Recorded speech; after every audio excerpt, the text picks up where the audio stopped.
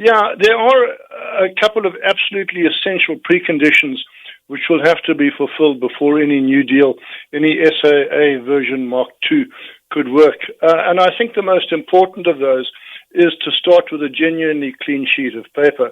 That means that the 2 or 3 key problems that SAA Mark I faced need to be disposed of.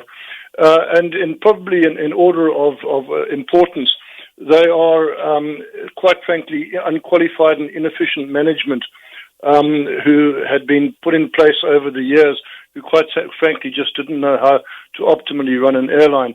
The second is state interference, because as the major shareholder, the state has always used the airline to fulfill a development agenda, which quite frankly no airline can afford to actually do. And the third aspect of the airline is that it would need to clean up a lot of its historic contracts.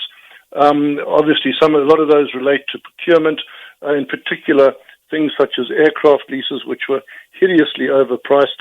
And then to start with a clean sheet with labor as well. There are a lot of historic problems with the labor relations, and if they can start with a clean sheet on that stuff, well then actually there's quite a good chance that a new airline might actually have a fairly good success rate, especially if it could work in some of the long frustrated initiatives, such as combining perhaps with the remains of SA Express, Mango, and air cargo into putting it into under one roof, managing it properly. Well, then there's, I think, a decent chance of success. Who, however, are these private partners that would be willing to put cash down for an airline now, specifically now? Yeah, at this stage we don't know. There's a lot of talk of a number of people interested, but we've seen nothing solid on the table. It's very hard to imagine that a strategic equity partner, as they call it, would come from another airline, because the airline industry right now is having the worst time ever, and it's unlikely to recover before Q1 next year. And even then, I suspect that all the airlines will be focused inwards, trying to fix their own balance sheets and their own operations, rather than to looking to expand.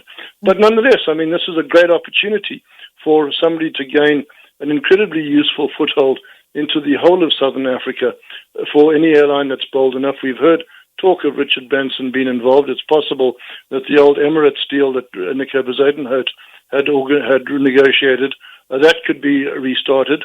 And indeed, there are a number of purely private sector investors who've shown an interest. As I said, I think as long as those preconditions were fulfilled. Oh, and one further condition, which almost goes without saying, is that all the toxic debt would have to be ring-fenced back into the old entity, so that it wasn't carrying this enormous interest burden it's been carrying. All right, we have to leave it there. Unfortunately, those technical problems, but we'll follow this new deal and find out actually if the business rescue practitioners that had already put forward severance packages are on board, and see if any of those private investors come forward. Thank you very much, Guy Leitch, editor of SA Flyer magazine. And it's back to Griselda. That was The Bottom Line.